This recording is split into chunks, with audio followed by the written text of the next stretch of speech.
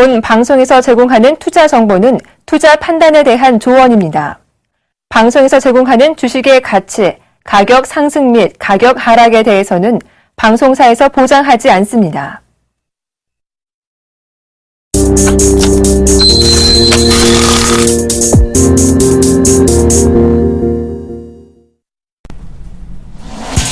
시청자 여러분 안녕하십니까? 오늘장 내일장 김동현입니다. 오늘 코스피지수 하락 출발하며 전일의 상승폭을 모두 반납하는 모습입니다. 기관과 프로그램 모두 순매도를 기록하고 있는데요. 반면 코스닥지수는 상승세로 출발해서 계속 상승세를 유지하고 있습니다. 코스닥은 기관과 외국인 모두 순매수를 보이고 있습니다. 오늘 모처럼 LED 관련주들의 상승세가 강한 것이 눈에 띄는데요. 오늘장 내일장 먼저 준비된 주요 코너들부터 함께 살펴보시죠.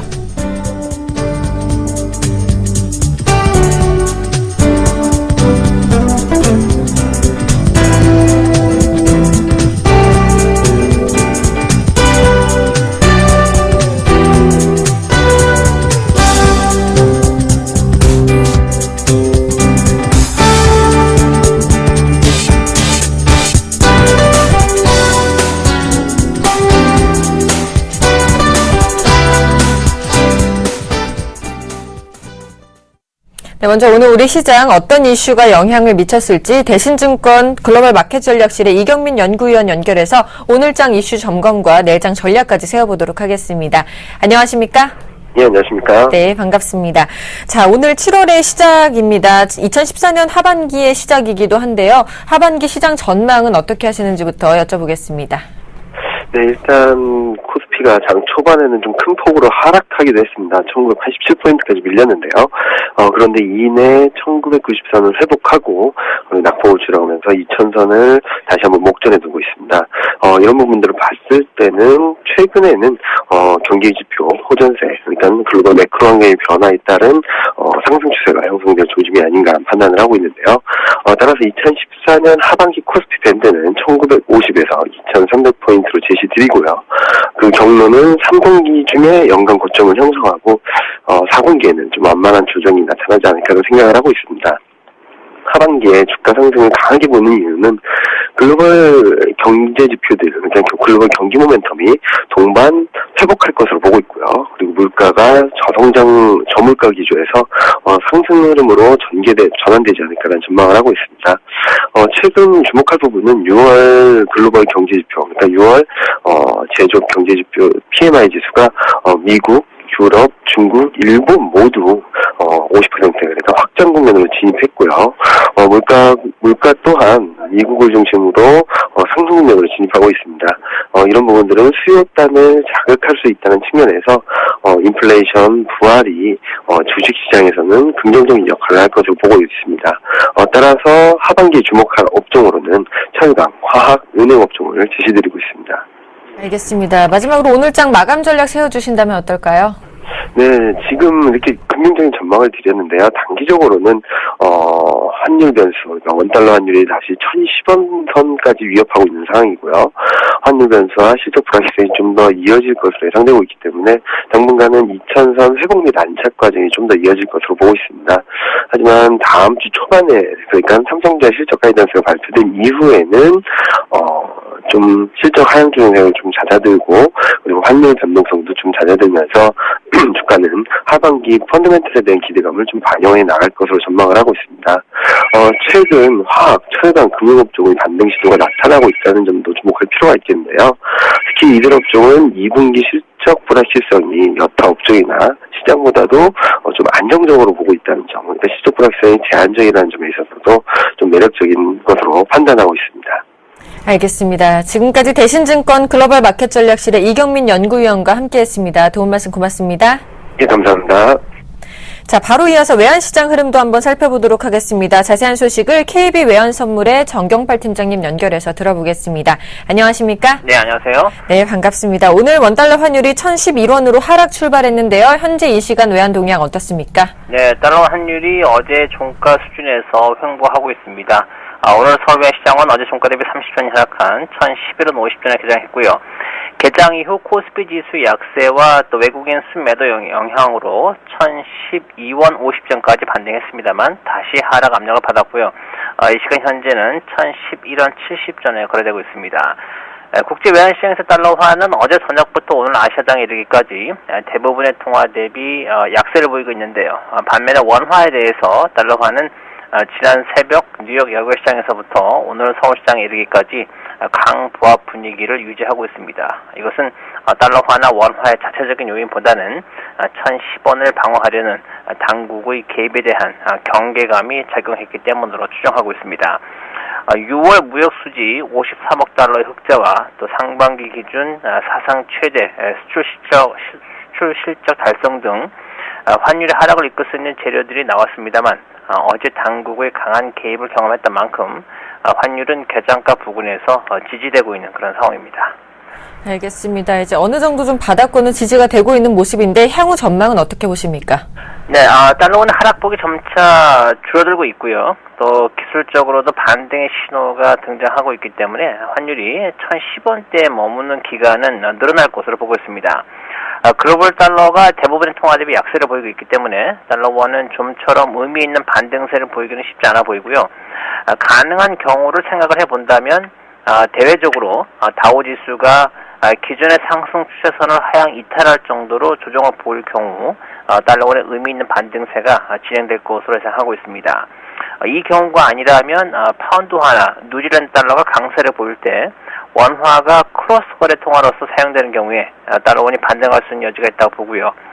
이 두 가지 경우의 수가 아니라면 당국의 개입만이 달러원의 하락세를 제한할 수 있는 유일한 변수가 될 전망입니다. 이번 주 시장이 주목하고 있는 변수는 미국의 6월 고용지표인데요. 이번 고용지표에서는 비농업 부문 고용 증가 규모는 5개월째 20만 명이 넘어설 것으로 예상이 됩니다만 미 노동자의 임금 상승률이 증가할 것인가 하는 점이 가장 중요한 관전 포인트가 되겠습니다. 임금 상승률이 높아질 경우에 글로벌 달러가 강세를 보이면서 달러원의 반등으로 이어질 수 있겠습니다. 알겠습니다. 지금까지 KB 외환선물의 정경팔 팀장님과 함께 외환시장 동향 살펴봤습니다. 도움 말씀 고맙습니다. 네, 감사합니다.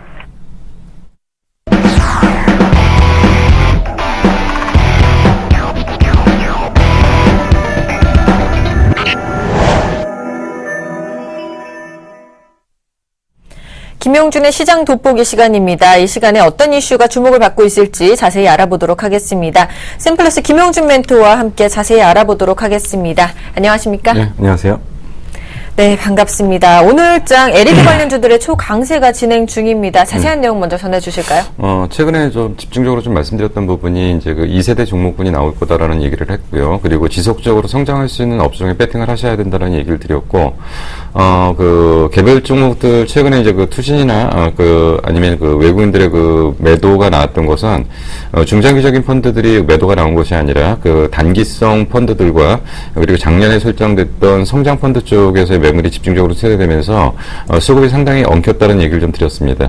그러면서 이제 거기서 이제 말씀드렸던 게 뭐냐면 그렇지만 갈 길은 정해져 있는 종목군들은 있다. 다만 중간 과정에서 좀 힘든 과정도 좀 나타날 거라고 말씀을 드렸는데 최근의 흐름들을 보니까 이제 그 LED 쪽에 대한 2분기 실적 전망치가 약간 하회하면서 종목들에 대한 어떤 그 평가들이 좀 아래로 좀 떨어졌는데 3분기 이후부터 LED 업황 자체가 이제 그 다시금 이제 개화가 되고요. LED 업황에 대한 본격적인 성장은 아마도 2015년도 정도로 지금 예상을 하는 것 같습니다. 그래서 이제 그 LED 전체적인 내용들을 좀 보니까 13년도부터 16년까지 LED 전체적으로는 연평균 성장률이 15.8% 그러니까 산업 내에서 이 정도로 성장할 수 있는 산업이 그다지 많지 않다라는 거고요. 그리고 또 한 가지는 조명 부분을 좀 주목을 하셔야 됩니다. 그래서 조명 부분에 관련해서 연간 성장률은 거의 52%. 결국 이제 매출 구조 기준으로 거의 연간 100%까지도 가능하다고 일단 지금 분석 자료들이 지금 나오고 있는데 그럴 수 있었던 근거들은 결국은 이제 OECD 국가 쪽에서의 백열등 판매 금지 조치가 올해 1월 1일부터 생겼죠. 근데 이제 문제는 뭐냐면 올해 1월 1일부터 백열 등 판매 금지 조치는 돼 있지만 백열 등의 재고 누적이 됐던 부분이 있기 때문에 실질적으로 매출과 영업이익으로 연결되는 부분들 좀 상당히 적었던 부분들. 근데 이제 이런 재고들이 거의 감소가 되면서 본격적으로 이제 그 실적이 턴을 한다. 뭐 그리고 오늘 뭐 직접적인 촉매는 LED 관련 종목의 그 글로벌 업체 두 군데가 합병을 하면서 아마도 그동안 공급 과잉으로 예상됐던 부분들의 그 공급 비중 축소가 나타나는 것이 LED 업황의 그 시기를 조금 더 당길 거다라는 얘기들이 촉매가 되면서 오늘 관련 종목들이 좀 크게 좀 올라왔다라고 일단 볼 수가 있습니다. 자, 그러면 지금 이런 것들을 갖다가 단순하게 어떤 기술적 반등으로 볼 것이냐 아니면은 그 추세적인 상승으로 이어갈 거냐라는 얘기를 좀 해야 될 필요가 좀 있는데 뭐 아직까지는 뭐 그렇게 본격적으로 회복되는 모습이라고 보기는 어렵습니다. 왜 그러냐면 오늘 LED 업종에서 이제 가장 강한 상승을 보였던 것은 서울 반도체보다는 오히려 누멘스 쪽이었다는 얘기고요. 누멘스 쪽은 사실은 이제 절대적인 비중 쪽에서 IT 비중이 굉장히 높았던 쪽입니다. 그래서 이제 보통 이제 조명 쪽을 분류를 한다라고 한다면 서울 반도체하고 금호전기라는 얘기를 할 거고요. IT 쪽이라고 본다고 한다면 누멘스하고 LG이노텍일 겁니다. 근데 지금 이제 누멘스라는 것은 IT 부품 쪽에 들어가는 비중이 좀 상당히 많은 쪽에서 오늘 누멘스가 이제 강하게 올라왔던 이유 중에 하나는 아마도 전체적인 매출 구조 안에서 30% 정도의 비중이 그 조명 쪽에서 발생할 가능성이 크다. 누멘스 같은 경우는 대표적으로 삼성 TV와 연결되어 있는 종목이고요. 그리고 이제 삼성의 TV의 그 판매량에 따라서 실적을 유지하는 종목인데 그 다른 LED 종목에 비해서는 비교적 꾸준한 실적을 보여왔긴 하지만 LED 조명 쪽에 대한 개화에 대한 직접적인 수혜를 받기는 좀 어려운 종목이라고 일단 볼 수가 있는데 이 종목이 이제 그 조명 비중을 조금 키운다는 얘기 때문에 뭐 주가가 좀 움직였던 것은 지금 현재 이 종목을 갖다가 단순한 어떤 LED 전체적인 산업의 어떤 변화로 지금 보기보다는 누멘스가 보니까 최근에 가장 낙폭이 컸다라고 일단 볼 수가 있습니다. 뭐 누멘스하고 서울반도체 물론 낙폭이 다 컸는데 잠깐 차트 한번 보겠습니다. 자, 누멘스가 이제 그 14,000원, 15,000원 정도를 형성을 하다가 이때 이제 그 결국은 이제 그 삼성의 TV 부분이 부각이 되면서 이때 이제 주가를 좀 형성을 하다가 요번에 이제 하락을 할 때는 굉장히 이제 깊은 각도로 이제 하락을 했던 부분. 그러면 단기적으로 이제 뭐 한 14,000원, 13,000원 후반대 정도에서부터 바로 이제 8,500원까지 빠졌기 때문에 이거는 낙폭과대에 대한 오늘 자율 반등 정도로 해석을 할 수가 있는 거고요. 뭐 같은 맥락에서 볼 때 서울반도체 같은 경우는 사실은 이제 조명 쪽에 대한 부분이 선반영되면서 주가는 굉장히 장기적으로 상승을 했었습니다. 이제 그 길게 봤었을 때는 그 2만 원 정도로 저점으로 해서 작년 1월 달부터 해가지고 거의 2.5배 정도 상승하는 이런 폭에서 최근에 5만 원 정도를 기록하고 그리고 이제 그 다시금 3만 5천 원 정도에서 하방을 잡고서 결국 기간 조정 마무리하고 이제 오늘 올라오는데 오히려 거꾸로 보면은 추세적인 상승이 가능할 수 있는 영역들은 조명 쪽의 그 서울 반도체 쪽이 나타날 가능성이 있고요. 서울 반도체 쪽은 그 3분기 아크리치 3 쪽의 본격적인 판매 가세 쪽의 부분을 좀 확대하고 있는 부분들도 있고요. 유럽의 유통망 강화 쪽도 분명히 이제 그 실적의 모멘텀이 좀 될 것 같다라고 일단 볼 수가 있습니다. 그래서 오늘의 그 LED 조명 쪽의 종목들이 좀 강하게 반등을 했던 것들은 일단 지금 단기적인 관점에서 접근은 뭐냐면 낙폭과대에 대한 기술적 반등이라는 거고요. 제가 이제 몇 번을 걸쳐서 이제 말씀 좀 드렸습니다. 지금 장의 핵심 화두는 뭐냐면 바닥권에 있는 종목의 순환매다. 바닥권에 있는 순환매가 이유 없이 어느 쪽의 종목군들이 어떤 이유를 붙여서 순간적으로 확 올라온다. 그리고 나서 이것이 정비돼서 제대로 가격 종목들이 거기서 선별될 거다. 그래서 지금은 무리한 추격 매수를 하는 관점보다는 바닥권의 순환매 정도에서 종목들의 움직임이 나타나고 있다라고 일단 우선은 판단을 해볼 수가 있습니다.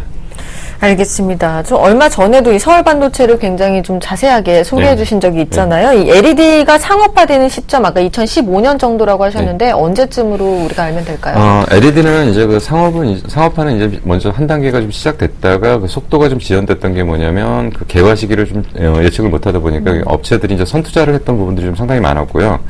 그리고 이제 그 정확하게 이제 LED가 업황이 확실하게 돈 거는 언제냐면 2003년도 4분기부터 이제 업황이 돌았다고 일단 보시면 보시면 됩니다.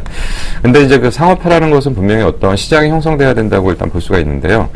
우선 가장 크게 볼 거는 조명 쪽입니다. 그 조명 쪽은 이제 가전 조명 쪽. 그래서 아까 조명 쪽에 대한 부분은 백열등 판매 금지 조치가 촉매가 될 수 있었고요. 그리고 이제 자동차 조명입니다. 근데 자동차 조명은 조명하고 좀 다르게 분류하는 게 자동차 부품이라는 과정을 한 단계 더 거쳐야 되기 때문에 자동차 조명이라고 별도로 분류할 수가 있고요. 최근에 이제 LED 쪽에서 또 상업화를 좀 빠른 속도로 진행하고 있는 게 디자인 쪽입니다. 조명을 가지고서 LED를 이용하면 1670가지의 색이 표현이 가능하다고 합니다. 그렇기 때문에 이런 부분이 디자인과 조명 쪽, 그리고 아직까지 그 조금 이제 그 업황 자체가 좀 부진한 쪽은 말씀드린 것처럼 IT 부품의 대표 쪽은 결국 TV라든지 모니터라든지 노트북의 그 패널들 이런 것들이라고 일단 볼 수가 있는데, 이쪽은 조금 이제 업황이 좀 개화되는 속도가 좀 지연되고 있다. 결국 LED의 그 최고의 장점은 반영구적으로 사용할 수 있는 장점이 있다고 한다면, 단점은 초기 비용의 부담이 있는데, 대부분 이런 상업화가 빠른 속도로 지금 진행됐던 게 필립스나 이런 것들이 지금 한 60kW인가요? 그 정도로 이제 $10 미만으로 지금 물건들이 나오기 시작하면서 상업화에 대한 속도를 조금 더 빨리 붙여주고 있다는 것이 긍정적으로 작용하는 걸로 일단 판단이 됩니다. 알겠습니다. 지금까지 샘플러스 김용준 멘토와 함께했습니다. 도움 말씀 고맙습니다. 네, 감사합니다.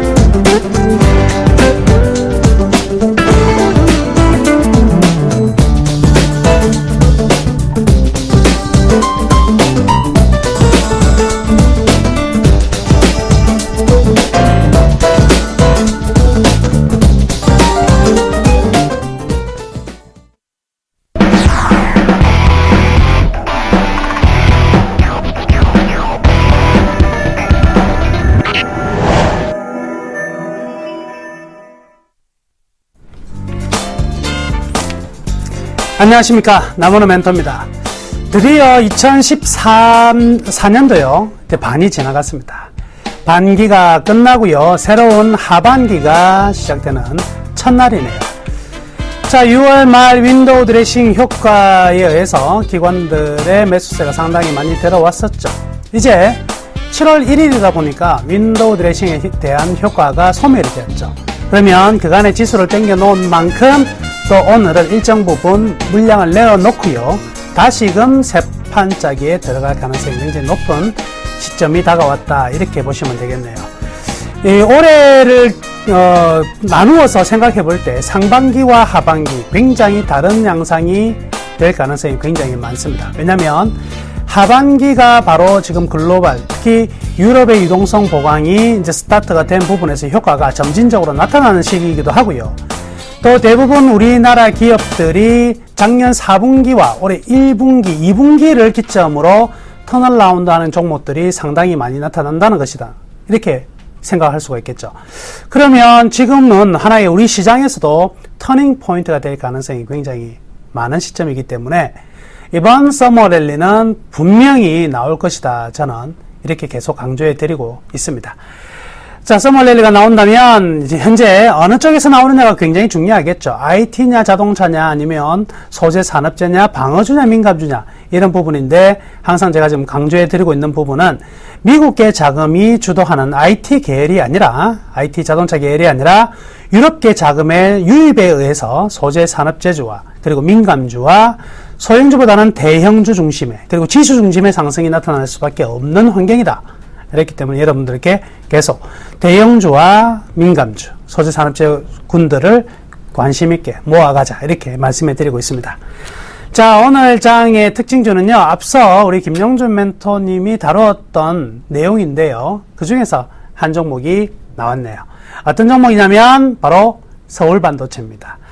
서울반도체가 오늘 급등하고 있습니다. 그죠? 루멘스뿐만이 아니라 LED 관련 업종들이 대거 상승이 나오는데 그 중에서 서울반도체 이걸 접근하는 방식이 여러 가지 방식이 있습니다. 그렇죠? 앞서 이제 김영준 멘토 같은 경우에는 이 산업적인 부분과 기술적인 부분을 접근을 한다면 저 같은 경우는 큰 틀, 재무와 그리고 기업의 실적 가치를 통해서 접근하는 방식이니까요. 오늘 이 LED 관련, 특히 서울반도체 가지고 계신 분들은 이 양쪽의 이야기를 다 듣고 잘 판단하셔서 투자에 참고하시면 되겠네요. 일단 서울반도체 주가 급등하고 있습니다. 조명용 LED 중심으로는 아직도 성장 국면이다라는 평가가 나오면서 LED 쪽이 전부 다 강세를 보이고 있는 모습인데, 서울반도체 같은 경우에 좀 재밌는 게 있어요. 바로 3월 달에 5만원을 터치를 했는데 그 5만원 터치 이후에 외국인하고 기관들이 모두 앞다투어 매도를 시작했습니다. 5만원까지 잘 올려놓더니만 5만원만 딱 올라오니까 앞다투어 매도가 되었다라고 지금 분석이 되고 있고요. 반면 6월 달에서는요, 외국인들이 먼저 매수로 전환을 했어요. 기관들은 아직까지 따라오고 있지 못한 상황인데 6월 달 들어서는 일정 가격 바닥 부분에서 외국인들이 매수로 전환을 했네요. 최근에 어떤 중소형 주급을 보면, 특히 뭐 그 초대형주를 제외한 급을 보면 외국인들의 매매가요, 과거에 아주 장기적인 매매만 쭉 가던 부분에서 요즘에는요, 확실히 이 가치 평가를 통해서 잘라줄 때는 잘라주고 다시 되잡는 이런 모습이 자주 나옵니다. 그래서 무엇보다도 지금은 이 기업의 실적에 따른 주가의 환산, 이 실적에서 이 주가가 얼마가 돼야 되는지 이런 부분에 대한 중요도가 갈수록 올라가고 있는 시점이 아니겠나. 그래서 우리가 항상 궁금하고 앞으로 계속 관찰해야 될 내용은 바로 이 적정 주가 개념이다. 이렇게 강조해 드릴게요. 자, 중요한 관찰 포인트가 있는데요. 일단 지금 이제 크게 나누면 이 산업용 IT용 BLG 백라이트 유닛에 들어가는 LED가 있고요. 그죠? 그리고 우리 일반 조명에 쓰이는 거 있고, 자동차에 들어가는 거 있고, 또 하나 이제 휴대폰 말고 이제 대형으로 해서 TV에 들어가는 게 있어요. 이번 이제 3분기가 들어가는데 3분기의 기대치는 바로 무엇에 있냐면 바로 울트라 HD TV에 있습니다. 지금 LG전자의 그리고 LG 디스플레이의 주가가 상승했던 가장 큰 이유는요, 바로 3분기 울트라 HD TV의 시장이 개화가 된다는 데 대한 부분도 분명히 차지하고 있거든요. 그럼 거기에 백라이트 유닛을 제공하고 있는 기업이 또 서울반도체이기 때문에 서울반도체의 3분기는요, 역시 울트라 HD TV가 가장 매력적인 어떤 모멘텀을 가져다 줄 것이다. 뿐만 아니라 타블릿도 계속해서 조금씩은 터져나오고 있는 상황이기 때문에 3분기 역시 상당히 좀 기대할 수 있는 부분들은 존재한다. 이렇게 볼 수가 있겠네요. 지금 이제 조명 부분에서는 일단 IT 기기, 뭐 휴대폰이라든지 기타 뭐 태블릿, 아직까지 2분기가 원래는요, 성수기거든요. 1분기는 비수기예요. 그래서 1분기 실적은 안 좋았는데 2분기는 성수기 때문에 분명히 성수기 효과가 있는 가운데 이제 어느 시장이 이제 매력적이냐면 바로 LED 조명 시장이죠. 이 LED 조명 시장이라는 게 우리가 생각하는, 우리가 등에서 우리 집에서 LED로 바꿀까? 아직 안 바꾸시는 분들 굉장히 많죠. 굉장히 비싸기 때문에 그렇습니다. 근데 누가 바꾸는지 아세요? 바로 공공기관, 정부가 앞서서 먼저 바꾼다는 거죠. 여기에 대해서 산업용 LED가 굉장히 쓰임새가 많아지고 있고, 지금 전 세계 이 유럽 같은 경우에도요, 자동차의 이 조명에서는요, LED가 차지하는 비중이 아직 10%밖에 안 돼요. 그러면 앞으로 이 시장은요, 사실 자동차용 조명 시장에서는 무궁무진하다. 여기에서 진짜 전투가 일어날 것으로 저는 판단하고 있는데요. 이런 분야에서는 분명히 성장성은 분명히 가지고 있다. 이렇게 볼 수가 있겠네요. 딱 하나가 이제 문제가 되고 있는 게 바로 뭐죠? 이 IT 기기의 일반적인 비료 단가가, 백라이트 유닛 단가가 너무 많이 떨어졌다. 너무 공급을 많이 하니까 LED 된다고 하니까 누가 제일 먼저 난리 법석을 쳤냐면 중국에서 난리가 났죠. 그래서 중국의 내수 시장을 중국의 어떤 그 공급으로 지속적으로 공급량이 늘어나다 보니까 가격이 떨어질 수밖에 없고, 공급이 늘어나는 것보다 더 두려운 것은요, 이 공급이 늘어나고 판매량이 많아지면서 이 중국의 LED 기술이 우리나라 기술을 따라오기 위해서 굉장히 박차를 가하고 있다. 이 기술 격차를 이겨내기 위해서는 R&D밖에 없다고 제가 4월 30일 날 서울 반도체를 다루면서 말씀해 드렸던 부분인데 이거는 앞으로도 계속 풀어야 될 숙제일 수밖에는 없을 겁니다. 자, 실적 전망을 보면은요, 역시 이 백라이트 유닛, BLU 가동률이 굉장히 좀 떨어졌죠. 그리고, 아크리치 3 부분에서의 마케팅 비용이 굉장히 증가가 되었기 때문에 2분기 실적에서 마이너스 요소들은 분명히 존재한다. 그렇지만, 아까 말씀해드렸지만, 조명 부분에서의 성과가 이런 부분들을 이제 커버할 수 있는 부분이 아니겠나. 이렇게 생각할 수 있겠는데요. 그래서 2분기 매출은요, 2,823억, 그리고 영업이익은 258억, 순이익은 159억 정도로 1분기 대비 상당히 좀 좋은 실적은 나올 것으로 예측을 하고 있습니다. 자, 여기서요, 진짜 중요한 것은 이익이 얼마만큼의 부분이 아니라 정작 중요한 큰 이 회사의 실적 트렌드를 한번 보자고요. 자, 제 화면을 먼저 한번 보시면은요, 이게 지금 지난번 4월 30일에도 보여드렸던 화면인데, 이 서울 반도체의 매출액과 영업이익과 순이익의 그래프입니다. 이 빨간색이 뭐냐면 매출액이고요. 이익이 초록색과 노란색인데, 이익은 분명히 가파른 속도로 개선이 되고 있어요. 근데 뭐가 문제냐면, 매출액이 2011년의 매출액을 살짝 넘어선 이후에 계속 정체라는 거죠. 즉 뭐냐면 서울 반도체가 주가가 뻥 하고 신고가를 치고 나가기 위한 전제 조건은 바로 어디에 있냐면 매출액의 증가가 필요한 시점이다. 이 파이가 커져야지만 그 안에서 이익이 춤출 수 있는 공간이 생기는데, 그래서 사실은요, 2분기 제가 이 서울 반도체의 매출이 2,823억이다 이렇게 말씀해 드렸는데, 이 부분과 3분기에 또 매출액이 어느 정도 늘어나는, 사실 저는요, 이 기업은 영업이익이나 순이익은 볼 필요가 없이 올리 하나 주가의 모멘텀은 분명히 매출액에 있다. 왜냐면 이익은요, 계속 만들어갈 수 있는, 그리고 성장 속에 있기 때문에 이익은 계속 증가될 겁니다. 파이만 커지면 이익은 급속도로 성장할 거니까 매출액에 대해서 관심을 꼭 가지셔야 된다. 이렇게 말씀해 드릴게요. 자, 그러면 이 기업에 어떻게 우리가 대응할 것인가에 대한 평가해 보겠습니다. 밸류밴드 보시죠. 자, 이 밸류밴드를 보시면은요, 지금 밴드 자체가 계속 우상향하고 있습니다. 이 소리는요, 결국 실적이 계속 나아지고 있다는 거죠. 저 밴드의 방향이 뭐냐면, 바로 실적입니다. 실적의 방향이 곧 밴드의 방향이고, 그게 따라서 주가는 올라가야 되는데, 일정 부분 올라갔다가 사실 미끄러졌던 부분들은 이 매출액의 정체에 따라서 시장 인정 가치가 떨어졌는데, 그렇지만 적정 주가는요, 내재 가치하고 역사적 마켓밸류를 고려시에 적정 주가는요, 43,000원 정도. 바로 저 A, 동그라미 A 되어 있는 지점 있죠. 저 정도가 적정 주가가 나와줘야 된다는 거죠. 근데 1분기 실적이 굉장히 안 좋게 나오면서 심리 충격이 있었고요. 그에 따라서 외국인과 기관이 대거 매도를 하면서 주가가 급락을 했는데 그 급락 측면이 과도하게 많이 들어왔다고 봐야 되겠죠. 그렇기 때문에 지금 1차 반등이 나오고 있는 시점이다. 이렇게 봐야 되겠네요. 자, 만약에 향후 주가를 봤을 때요, 2분기 실적, 아까 제가 예측치로 만들어드렸던 2,823억 정도의 매출액만 나온다면, 그 정도 시장의 컨센서스만 달성을 한다면, 이 회사는요, 주가는 다시 한번 5만원 선을 향해서 달려갈 가능성이 굉장히 높다. 이렇게 봐야 되겠습니다. 다만 이제, 제일 중요한 포인트는 그렇습니다. 이익이 떨어지는 게 중요한 게 아니라, 매출액의 성장이 어느 정도 되느냐. 5만원을 뚫어내기 위한 가장 첫 번째 선제 조건은 이익이 아니라, 매출액이다. 이렇게 보셔야 되겠네요. 그럼 지금 이제 과연 매수하기에는 굉장히 좋은 타이밍인가? 라고 얘기를 한다면, 일단 공격적인 투자자 같은 경우는 43,000원의 적정 주가니까 조금 매수를 해서 43,000원 넘어가는 구간에서 단기적으로 매도 하시는 분들도 있겠고요. 그런 분들 같은 경우에는 트레이딩 관점으로 접근하는 것은 문제가 없어 보이는데, 보수적인 투자자 그리고 중장기 투자자분들 같은 경우에는 2분기 실적 확인하고 그 다음에 재설정하는 게 좋을 것 같아요.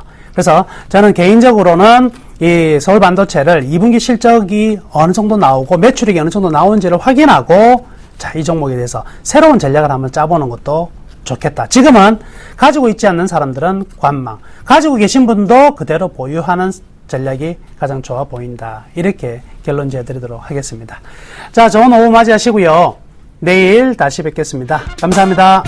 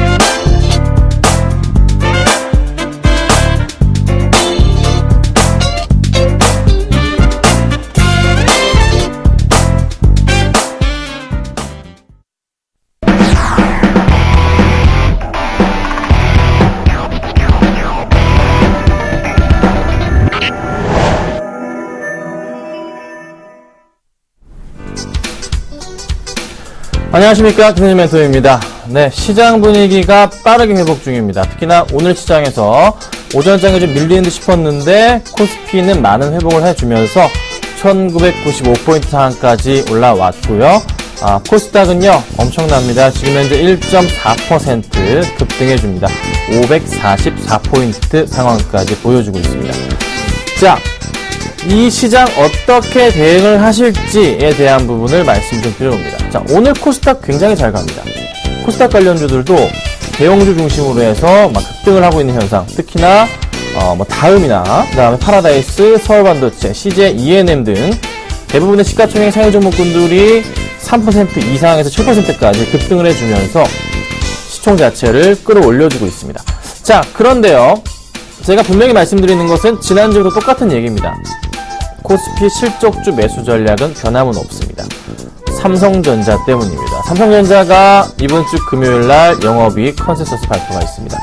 8조가 넘어갈 것이냐 그렇지 않을 것이냐에 코스닥 IT주들이 올라갈 것이냐 아니면 한번 휘청였다 올라갈 것이냐 두 가지로 나눠집니다. 그래서요, 조금 안전하게 확인을 해보고 가자 말씀드리는 거고, 오늘의 코스피 조정폭 저는 충분히 좀 매력적으로 보이기 때문에 너무 큰 걱정하지 마시고 가져가 보자 말씀을 드리겠고요. 제가 오늘 종목 하나를 가지고 나왔고요. 또 한 종목은 수익 실현을 하도록 하겠습니다. 수익 실현해서 이동을 하려고 하니까요. 저번에 제가 그 로만손을 팔고 롯데케미칼로 이동시켜 드렸는데 이번에는 한 종목 정리하고 또 다른 종목군으로 이동을 해보도록 하겠습니다. 끝까지 보시면 될 것 같아요. 자, 그리고 종목 상담 해드리고 있죠. 013-3366번에 0110번입니다. 아래 번호로 문자 주시면요, 제가 빠르게 도와드리도록 하겠습니다. 자, 아래 번호 나가고 있으니까요, 참고하시고요. 수급 100점 줘보도록 하겠습니다. 자, 오늘 준비한 종목입니다. 네, 서울반도체 빼놓을 수 없을 것 같아서 가지고 나왔고요. LG 디스플레이, SK텔레콤, 삼성 엔지니어링, GS건설 가지고 왔습니다. 자, 첫 번째 서울반도체는요, 방금 나무노 멘토님께서 너무 많은 말씀해 주셨어요. 네. 제가 감히 끼어들 수 없을 정도로 말씀해 주셨습니다. 7% 급등 중입니다. 네, 좋은 흐름입니다. 이거 오늘 오전에도 선상클럽에서도 질문이 들어왔었는데, 팔지 마시라고 제가 말씀을 드렸었죠. 계속 움직일 것 같아요. 걱정 마시고, 루멘스였네요. 루멘스도 마찬가지로 가져가시라 말씀드렸는데요. 루멘스였죠. 서울반도체가 아니고 루멘스였습니다. 루멘스 오전에 말씀드릴 때 한 7%, 8%대였는데 13%까지 올라가네요. LED 관련주들 너무 싸게 내려왔습니다. 가격적인 메리트 발생하면서 주가 올라간 포인트. 추가적인 반등 가능성 수급에 있지 않을까 하는 판단입니다. 서울반도체 오늘 수급 굉장히 매력적으로 많은 물량 들어와 줍니다. 지금 현재 금액으로 보자면요, 외인 58억, 기간 33억 매수, 양매수 잘 들어와 주고 있거든요. 걱정 마시고 가져가면 되겠다 말씀을 드려보고요. 자, 그 다음으로는요, LG 디스플레이 보겠습니다. 끝도 없이 올라간다, 이런 표현을 좀 드리고 싶어요. 0.9% 치고 올라갑니다. 자, 사실 고민이 많습니다. 이거를 3만원 위가 좀 심리적인 저항선 뚫고 올라가 주면서 잘 가고 있어요. 자, 그런데 이제 또 다른 모멘텀을 끼워 붙이기 식으로 해서 주가가 상승을 주는 것이 아닌가라는 판단이 됩니다.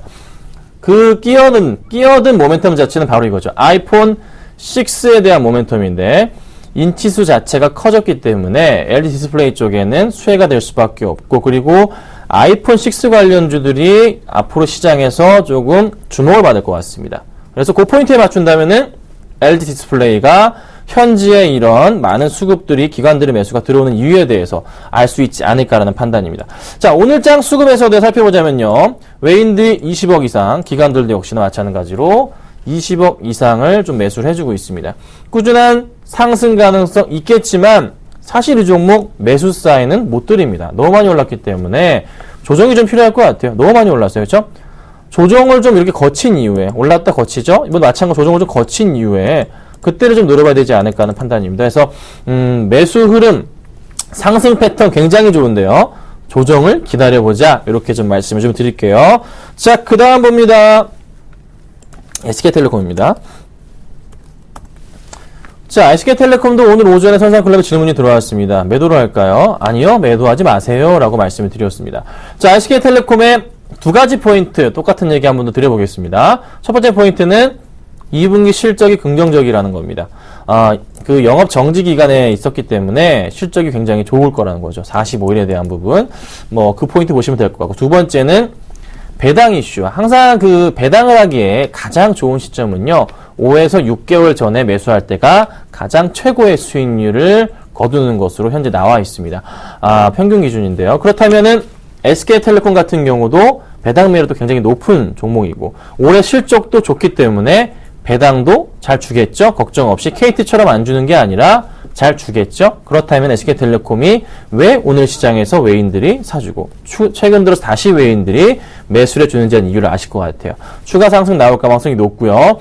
들고 계신 분들은 그냥 기쁜 마음으로 계속 가져가시면 됩니다. 포인트는 외인 매도세에 초점을 맞추시면 돼요. 자, 오늘 시장에서 보시면 외인 매수, 기간 매수 잘 들어와 주고 있어요. 양매수 잘 들어와 줍니다. 외인이 매도하고 나갈 때만 보고 대응하시라. 이렇게 제가 정리해 드리겠습니다. 자, 그 다음 삼성 엔지니어링입니다. 자, 1% 이상 현재 상승 중에 있습니다. 보유하고 있는 종목인데요. 잘 아시겠지만 삼성 엔지니어링은요, 제가 추세에 대한 부분을 말씀드렸던 종목이에요. 차트를 같이 보시자면요, 요 포인트에서 제가 라인을 잡았고요. 그리고 어떻게 해요? 평행하게 놓고 이렇게 올려놨죠. 자, 부산, 대구 강연에 오신 분들 아실 겁니다. 제가 그때 요때 했어요. 5월 31일, 6월 1일 날 엔지니어링은 지금 살 때가 아니다. 요 바닥 포인트에 살 때가 온다. 요런 이제 말씀을 제가 대구에서 했던 것 같습니다. 라인을, 이 추세에 대한 라인 정확하게 맞아 떨어지는 정말 전형적인 종목입니다. 그렇죠? 또 올라가서 제가 관심주를 제시를 해드렸고, 현재 수익이 보니까요 3% 이상 좀 나고 있는 상태인데, 추가적인 상승 가능성 이게 없을까요? 더 있겠죠. 이 갭을 메울 겁니다. 자, 오늘 시장도 굉장히 좋은 수급이 나와주고 있어요. 상승 분위기 도출합니다. 그래서 좀 더 갈 수 있겠다. 흔들리지 마시고 가져가 보자까지 말씀을 드리겠고요. 바로 GS건설 보자면요.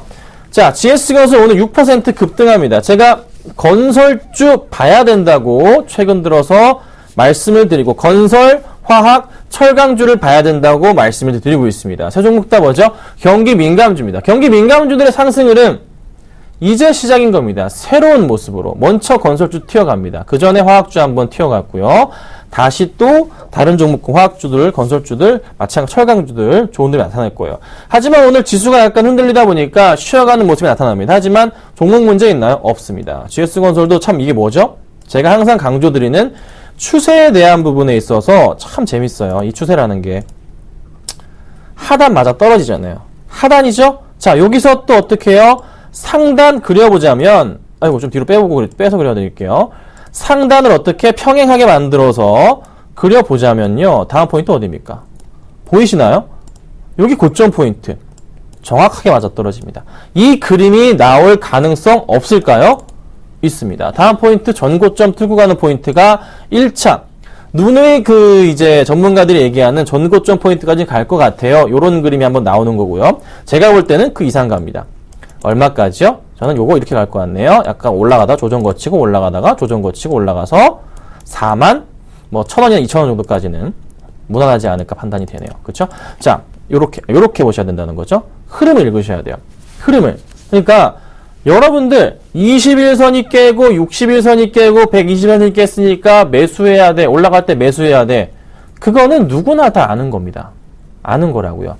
그거는 주식의 초짜들이 나는 소리고, 좀 잘하고 좀 익숙해지시면 저처럼 새로 자기의 라인을 찾으셔야 돼요. 제 방법을 따라하죠. 제 방법을 따라하시고 따라오세요.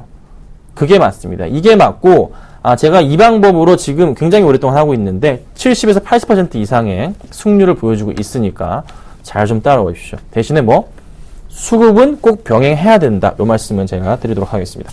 자, 상담해 드릴게요.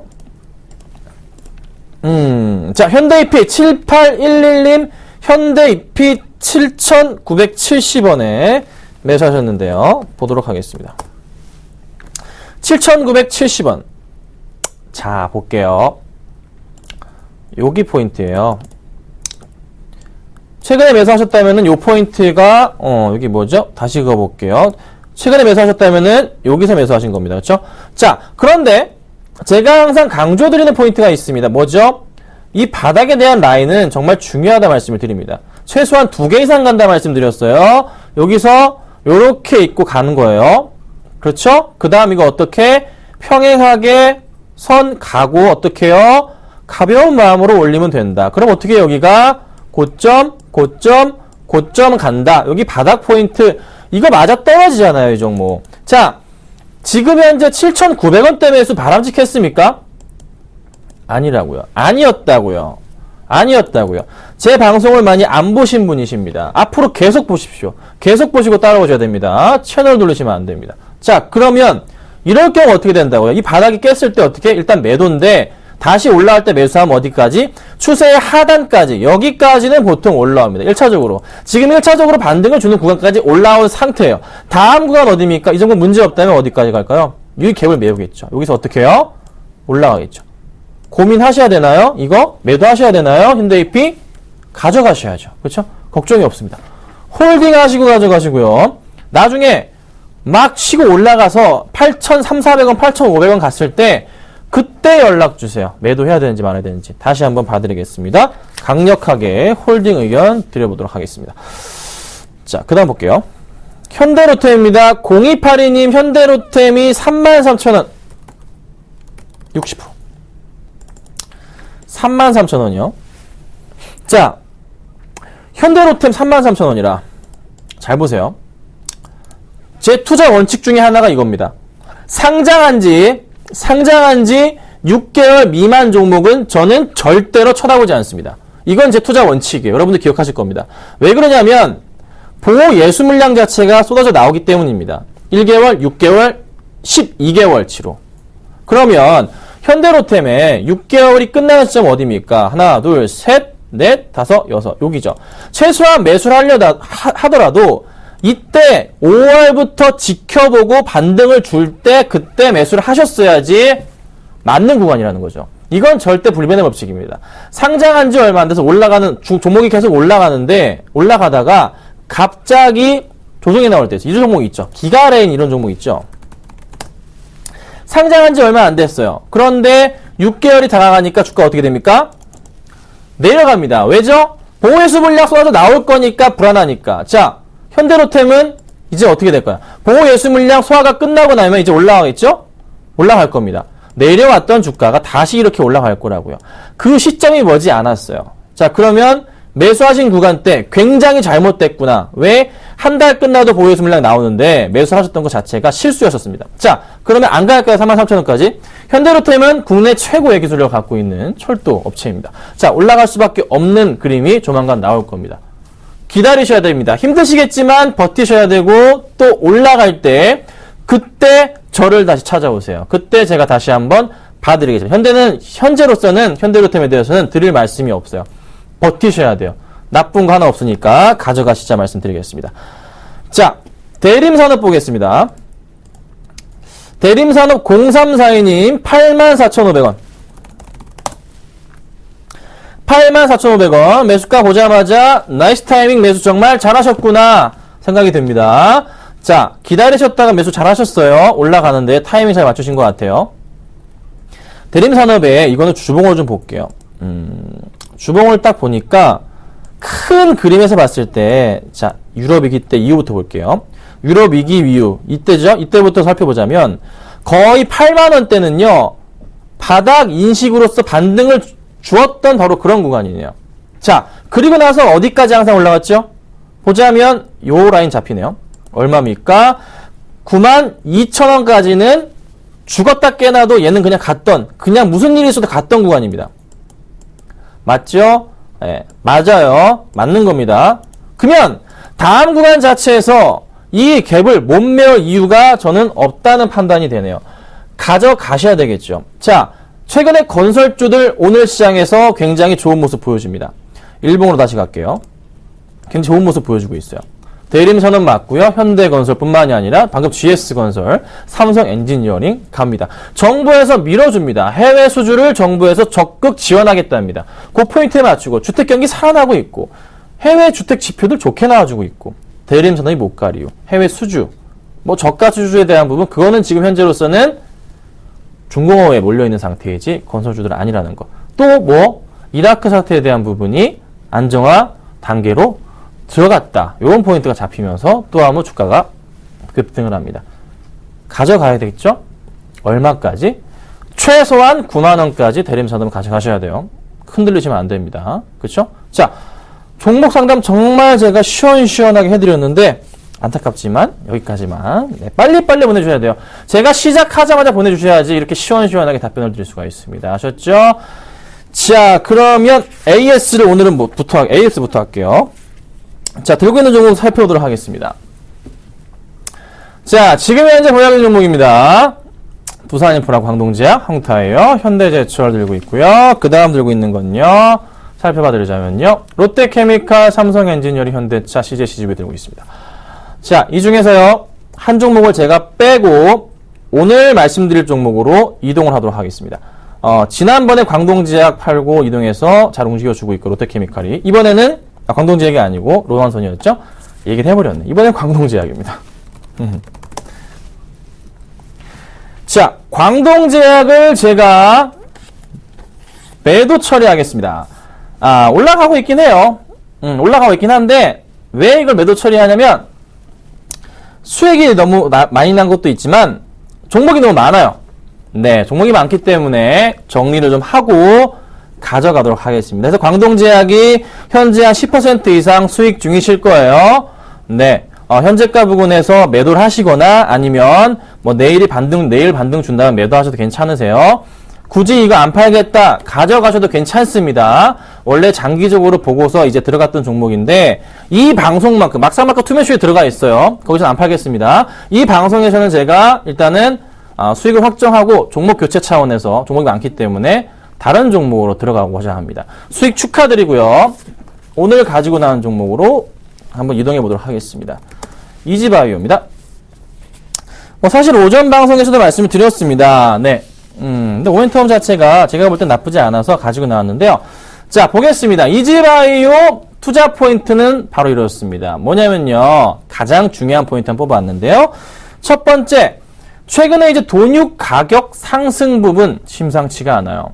작년에 많이 올랐을 때가 7월, 8월에 100g당 1,900원이 넘어갔어요. 지금 얼마냐면요. 1,800원 초입 구간입니다. 자, 그렇다면은 추가적으로 더 올라갈 가능성이 있겠죠? 그 포인트 보셔야 돼요. 이지바이오는 양돈 농가를 보유하고 있습니다. 자, 그리고 또 하나, 원화 강세 때문에요. 2분기 실적이 굉장히 좋고, 지금 원화 또 떨어지죠? 3분기 실적 어떨까요? 대박이죠. 3분기 또 뭐 있습니까? 여러분, 복날 있습니다. 복날. 닭 많이 드시잖아요. 3번의 복날. 초복, 중복, 말복 있습니다. 자, 그에 따라서 역시나 또 추가적인 매출 확대. 굉장히 좋아요. 자회사로 또 뭐가 있죠? 팜스토리까지 보유하고 있는데, 팜스토리 실적이 대박이에요. 자, 이지바이오는 또 연기금이 10% 보유하고 있는 종목 중에 하나입니다. 자, 최근에 기간 매수 흐름, 오늘 시장에서 약간 기간 매도세가 보이는 듯 싶진 한데 많은 물량은 아니에요. 최근에 매수하는 거 봤을 땐. 그래서 걱정이 없다 말씀드리겠는데요. 최근에 기간 수급 볼게요. 자, 연기금 매수 4일 연속 들어옵니다. 투신 매도 나가는 거 마음에 들진 않아요. 근데 이 친구들 다시 들어옵니다. 보세요. 연기금, 기간 쭉쭉 투신 매수 들어올 가능성이 높다. 자, 차트 흐름에서 볼 때 바닥 포인트에서 치고 올라가는 분위기 자체, 요 바닥 포인트에서 노려보도록 하겠습니다. 상승 분위기 나올 가능성에 베팅을 좀 해볼게요. 자, 그래서 매수가는요, 얼마 잡아드릴 거냐면요, 오늘은 제가 종가로 잡겠습니다. 오늘 종가가 현재 지금 동시효과 들어갔네요. 근데 동시효과 전까지 해서 6,610원 정도인데요. 괜찮습니다. 하여튼 종가로 하셔가지고 매수를 하시면 될 것 같고요. 목표가는 제가 전 고점까지 안 봅니다. 7,100원까지만 보겠습니다. 7,100원까지만 보고 좀 대응을 부탁드릴게요. 수익이 많이 안 나신다고요? 수익 별로 안 난다고요? 7,100원이면 살 필요 없겠다? 주식하지 마세요. 5% 이상입니다. 정말 많이 나는 겁니다. 자, 그리고 손절가는요, 또 짧게 가죠. 6,200원 전저점 라인 깨버리면 바로 정리해버리도록 하겠습니다. 아셨죠? 자, 오늘은 제가 이지바이오까지 말씀드려봤고요. 고민해 보시고서 광동제약에서 이동을 한번 해보시는 건 어떨까라고 제가 의견을 드려보도록 하겠습니다. 고생 많으셨고요. 저는 내일 뵙도록 하겠습니다. 감사합니다.